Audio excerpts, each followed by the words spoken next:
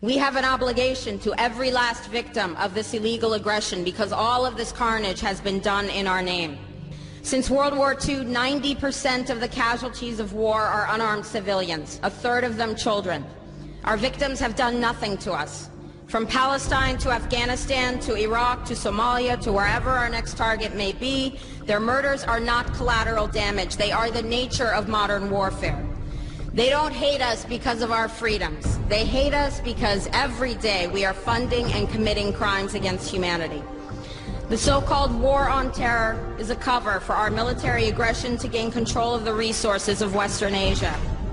This is sending the poor of this country to kill the poor of those Muslim countries. This is trading blood for oil. This is genocide, and to most of the world, we are the terrorists.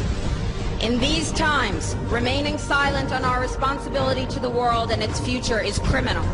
And in light of our complicity in the supreme crimes against humanity in Iraq and Afghanistan, and ongoing violations of the UN Charter and international law, how dare any American criticize the actions of legitimate resistance to illegal occupation? Our so-called enemies in Afghanistan, Iraq, Palestine, our other colonies around the world, and our inner cities here at home are struggling against the oppressive hand of empire, demanding respect for their humanity.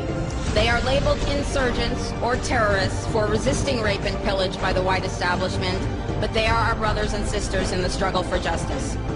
The civilians at the other end of our weapons don't have a choice, but American soldiers have choices. And while there may have been some doubt 5 years ago, today we know the truth. Our soldiers don't sacrifice for duty, honor, country. They sacrifice for Kellogg, Brown, and Root.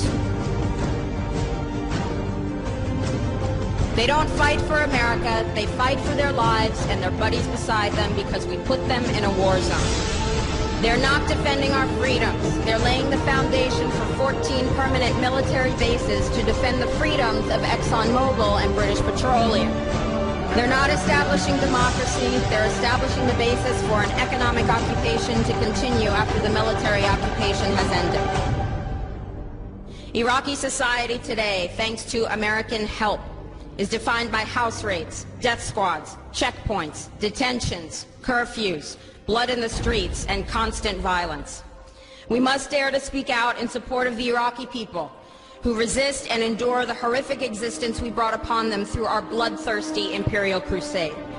We must dare to speak out in support of those American war resistors, the real military heroes who uphold their oath to defend the Constitution of the United States against all enemies, foreign and domestic, including those terrorist cells in Washington, D.C., more commonly known as the legislative, executive, and judicial branches. Frederick Douglass said, "Those who profess to favor freedom and yet depreciate agitation are people who want crops without plowing the ground. They want rain without thunder and lightning. They want the ocean without the roar of its many waters." The struggle may be a moral one, or it may be a physical one, or it may be both, but it must be a struggle. Power concedes nothing without a demand. It never has, and it never will. Every one of us must keep demanding, keep fighting, keep thundering, keep plowing, keep speaking, keep struggling until justice is served. No justice, no peace. No justice, no peace.